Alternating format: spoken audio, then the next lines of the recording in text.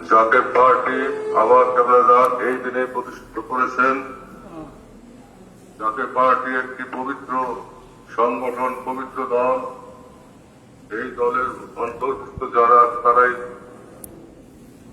আল্লাহ আল্লাহ রসুলের নেক নজর প্রাপ্ত, আল্লাহ তাআলার রহমত প্রাপ্ত। ভবিষ্যৎ আপনাদের উজ্জ্বল হবে ইনশাআল্লাহ। তবে যে কোনো কিছু জগতে বিকশিত হওয়ার আগে, প্রস্ফুটিত হওয়ার আগেই সুন্দর বিকশিত হওয়ার আগে কিছু ঘূর্ণিঝড় যায়, কিছু দুর্বিপাকের তুফান যায়। এই ঘটনাক্রম এদেশের স্বাধিকারকে ধ্বংস করে দেওয়ার জন্য, এদেশকে স্বাধীনতা শৃঙ্খলে আবদ্ধ করার জন্য চক্রান্ত চলছে,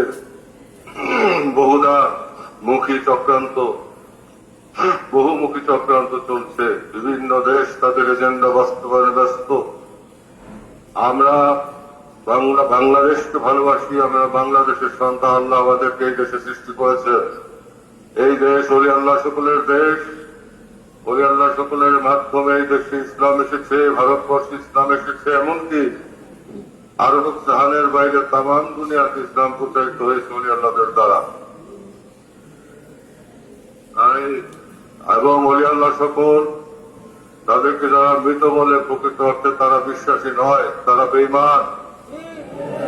রাসূলুল্লাহ সাল্লাল্লাহু আলাইহি ওয়াসাল্লামের হাদিস শরীফকে তারা অস্বীকার করে, যেখানে আল্লাহর হাবিব ইরশাদ করেন, আলা ইন্না আউলিয়াল্লাহি লা ইয়ামুত, ওলি আল্লাহর মৃত্যু নাই।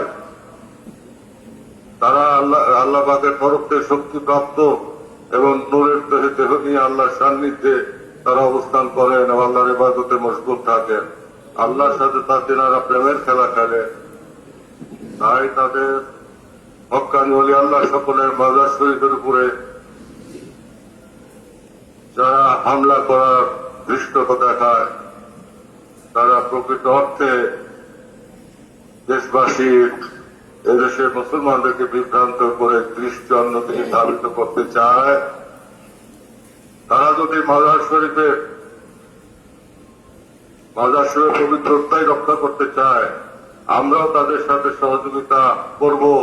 মাজার থেকে সমস্ত ধরনের অনৈতিক কর্মকাণ্ড বন্ধ করে মাজারকে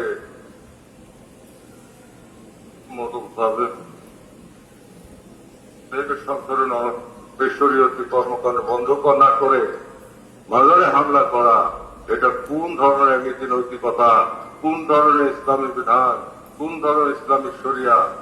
যে মাজার, যে কবর ভাঙার হাদিস শরীফ তারা দেখায়, সেই কবর ভাঙার হাদিস শরীফকে তারা বিকৃত করে প্রচার হয় এবং এটি সাধারণ মানুষের কবর ভাঙার উপর অতএব এবং কবরবাসী জেন্দা, যার জন্য আমরা সাধারণ কবরবাসীর কাছেও যারা আলমে বর্জকে যারা অবস্থান করছেন, তাদেরকে আমরা সালাম দিই, আসসালামু আলাইকুম ইয়া আহলাল কুবুর। তারা যদি শুনতেই না পায়, তবে আমরা কেন সালাম দিই? আমাদের উপর সালাম দেওয়ার হুকুম দেওয়া হয়েছে কেন? আর ওলি আল্লাহ সকলের সাথে তো লড়াই চলে না।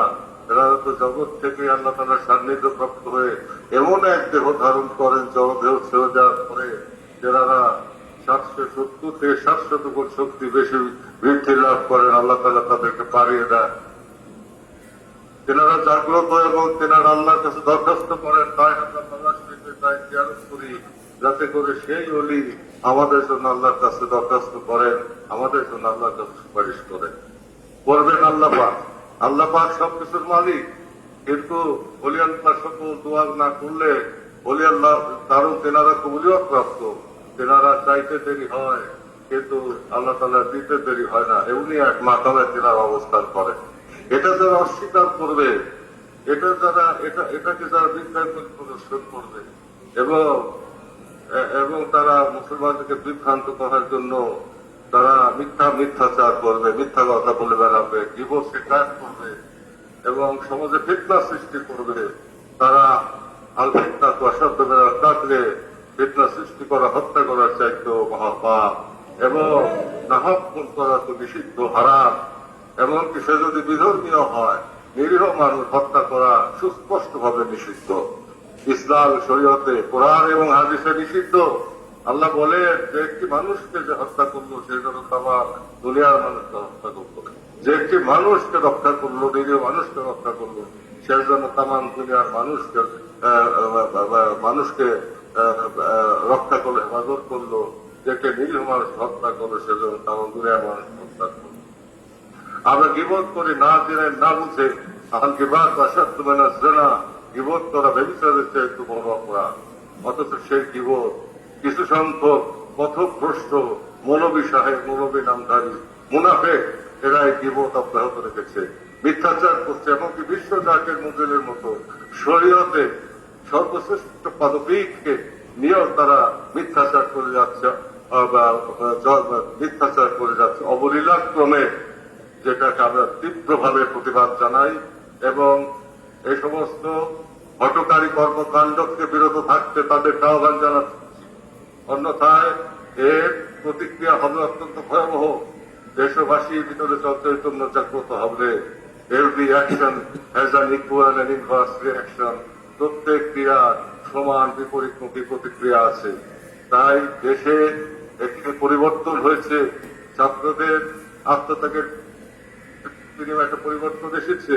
এই পরিবর্তনের ধারায় দেশ উন্নত করার পরিবর্তে দেশের মধ্যে ফেতনা সৃষ্টি করে, দেশের মধ্যে ফেতনা সৃষ্টি করে, শান্তি বিঘ্নিত করে, শান্তি নষ্ট করে এই দেশে বিদেশি প্রভুদেরকে তারা আনতে চায়। অতএব তাদের এই চক্রান্ত ফলপ্রসূ হবে না। আমরা এই 35তম প্রতিষ্ঠা বার্ষিকীতে বিশ্বহলির কদম মোবারকে দাঁড়িয়ে, বিশ্বহলির দায় বসে আমরা এই প্রতিজ্ঞা করতে চাই, আমরা দেশের জন্য, দেশ জাতির জন্য, দেশের শান্তি স্থাপনের জন্য, দেশের কল্যাণের জন্য এবং দেশের মানুষকে হেফাজতের জন্য যা করার আমরা তাই করব। আমাদের সর্বশক্তি আমরা বিনিয়োগ করব। নেতা কর্মীরা বুকের তাজা রক্ত ঢেলে দেশকে রক্ষা করবে এবং যারা দেশের বিরুদ্ধে চক্রান্তকারী এইসব তথাকথিত রাজনীতিবিদ, তথাকথিত ধর্মের লেবাসধারী, ধর্মের নামাবলিক গায়ে দেওয়া বিদেশি প্রভুদের দালাল, তাদেরকে তাদের বীজদার ভেঙে দেওয়ার জন্য জাকের পার্টি বুকের রক্ত ঢেলে দেবে প্রয়োজন বোধে। ভাই বোনেরা, আবার আমরা ধৈর্যধারী দল, আমরা শেষ মুহূর্ত পর্যন্ত আমরা অগ্রগামী হয়ে কাউকে আক্রমণ করব না, কিন্তু আঘাত করতে আসলে আমরা এমন প্রত্যাঘাত করব যা তাদের সংকট করলে তাদেরকে জমিন থেকে বিনাশ করে দেবে ইনশাআল্লাহ আল্লাহ তাআলার ইচ্ছায়। আমার বাগানের প্রথম পাকে আমি আপনাদেরকে সুপর্দ করে দিলাম। আমি বলেছিলাম আমার মনে হয় 2 বছরের অধিক দেরি হবে না। তাই 35 বছরে আমরা পদার্পণ করলাম। 36তম প্রতিষ্ঠা বার্ষিকীর পরে মানে আরো 2 বছরের মধ্যে এমন কিছু ঘটনা আমি আশা করছি এই উপমহাদেশ এবং পৃথিবীতে ঘটবে, যার মধ্যে দিয়ে জাকের পার্টির বিজয় পতাকা, আমার কেবলাদান হুজুরের সত্য আদর্শের বিজয় পতাকা, যা রসুল্লাহ সত্য তরিকার বিজয় পতাকা বাংলার মাটিতে উঠবে, শান্তির পতাকা উঠবে, মানবতার পতাকা উঠবে, মহব্বতের পতাকা উঠবে, চোখের পানির পতাকা উঠবে।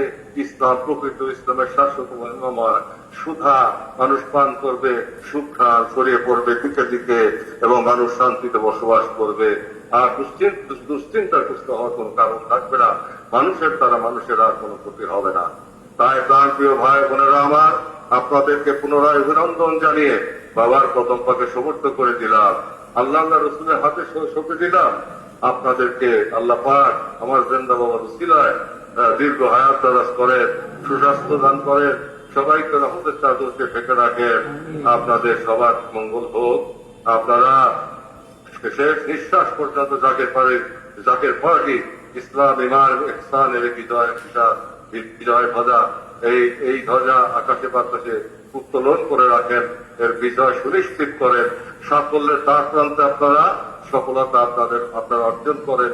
কেবলান আল্লাহর দরবার থেকে আপনাদেরকে সাফল্য দান করেন। আল্লাহর কাছে তিনি দয়া করে বললেই আল্লাহ পাক আপনাদেরকে সাফল্য দিবেন। তা সেই সময়টা নির্ধারিত আছে, সময় নিকটবর্তী।